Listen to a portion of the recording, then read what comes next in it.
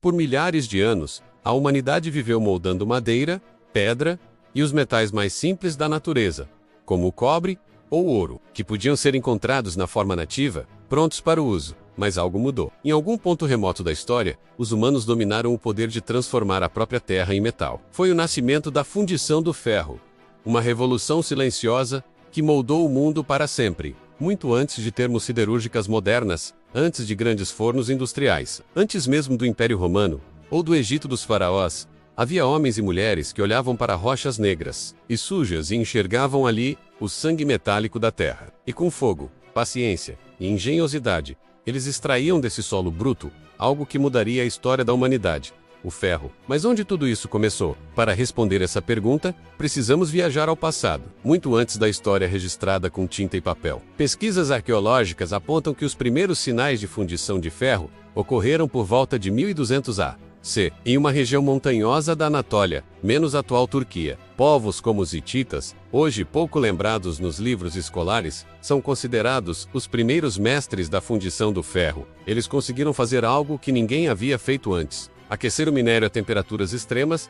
e extrair dele um metal resistente, cortante e moldável. Mas como eles conseguiram isso? A resposta está em um conjunto de técnicas tão simples quanto geniais. O minério de ferro, geralmente na forma de hematita ou magnetita, era coletado em minas superficiais. Depois, era moído e misturado com carvão vegetal. O segredo, porém, estava no forno. Esses fornos não eram grandes construções de pedra, como as que vemos em museus. Eram estruturas rudimentares, feitas de barro ou pedra, construídas em forma cilíndrica ou cônica. O fogo era alimentado com carvão e, mais importante ainda, com sistemas primitivos de insuflação de ar, usando foles manuais feitos de couro, madeira e palhetas.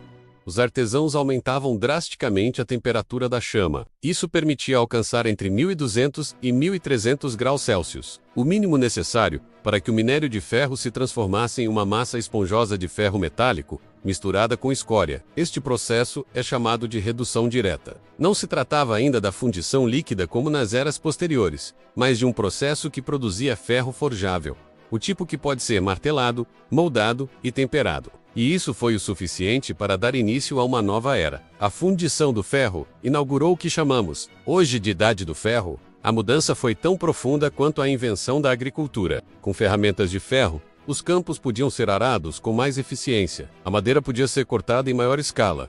E a guerra? Bem, a guerra nunca mais seria a mesma. Espadas, lanças, machados, pontas, de flecha, tudo começou a ser produzido com esse novo material mais resistente do que o bronze, mais abundante e mais confiável. Reinos foram formados, impérios colapsaram e civilizações cresceram sobre as cinzas deixadas pelas forjas. Mas não pense que isso aconteceu apenas na Anatólia. Na África, especialmente em regiões como a atual Nigéria, escavações revelaram fornos de fundição, que datam de aproximadamente 1000 a. Código, ou até antes. Povos como os Nok dominaram a metalurgia do ferro com fornos subterrâneos e métodos complexos de controle de calor. Tudo isso sem contato com o mundo do Mediterrâneo. O mesmo vale para a Índia, onde fundições rudimentares aparecem por volta de 1000 a. Código, e posteriormente foram desenvolvidas técnicas avançadas que culminaram no famoso ferro de Damasco. Na China, o ferro fundido surgiu quase ao mesmo tempo, em formas já muito avançadas para a época. É como se em vários pontos do planeta, os seres humanos tivessem ouvido o chamado do metal quase ao mesmo tempo. Muitos se perguntam como esses povos, com ferramentas rudimentares e sem termômetros, conseguiram controlar com precisão o processo de fundição. A resposta está na observação, na prática e na tradição oral. Arqueologistas descobriram que certos locais eram escolhidos por sua exposição ao vento, o que ajudava a aumentar o calor do forno. Outros povos cavavam fornos no chão, aproveitando correntes de ar naturais. O conhecimento era passado de geração em geração, e com o tempo, essas técnicas evoluíram para verdadeiros complexos de produção de metal. Um exemplo fascinante vem de Tel Hammam, na Jordânia, onde escavações revelaram um local com evidências claras de produção sistemática de ferro, datando de 930 a. Foram encontrados resíduos de escória, restos de fornos e fragmentos de minério. É como se estivéssemos olhando para o coração pulsante de uma antiga siderúrgica.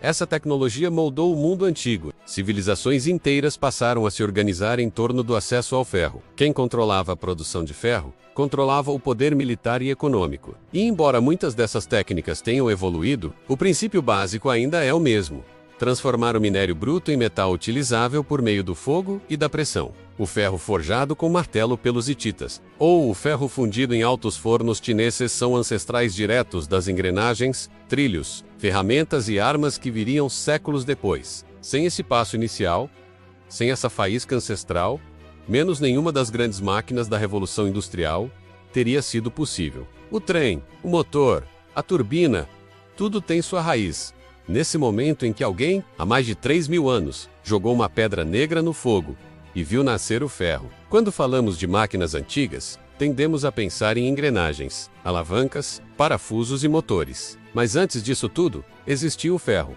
E para que o ferro existisse, foi preciso que seres humanos comuns, sem ciência moderna, sem livros e sem eletricidade, aprendessem a domar o fogo. Eles criaram os primeiros sistemas de fundição da história. Eles forjaram não só ferramentas, forjaram o futuro. E hoje, ao olharmos para os restos de fornos milenares, fragmentos de escória ou lâminas antigas corroídas pelo tempo, não vemos apenas história. Vemos o início da engenharia, o início da máquina.